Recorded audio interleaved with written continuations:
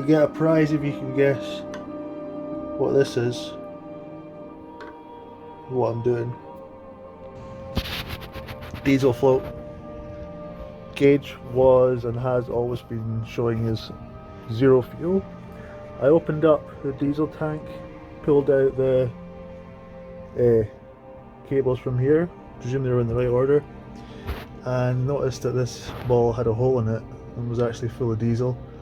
So I've patched the hole and put it back in. Let's see what the gauge says.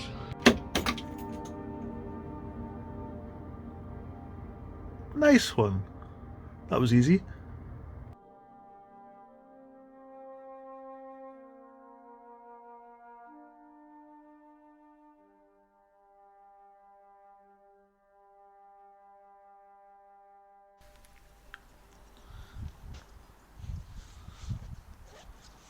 Yeah, so installing a light bar is pretty easy. Really easy actually. Don't pay someone to do this. You need the two clamps on, or the two mounts on either side of the light bar itself, and they just screw into the roof gutter. And then the LED bar has a red and a black wire on it. Feed them through into the inside of the cab, and then connect them to the red and the black connectors on the wiring harness, which I showed you when I bought. And then connect the other end, red to the positive, black to the negative.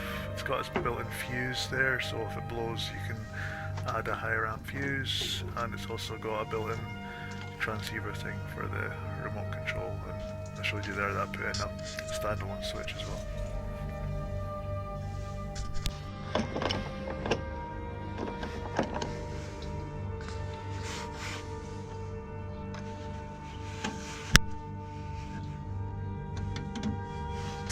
Oh yeah, and another thing, I made these little door stops out of some old parts that I had lying about because I wasn't going to pay £70 for a pair of OEM ones, and they work quite well, so that stops the door from hitting the bulkhead and scraping all the paint on that on both sides.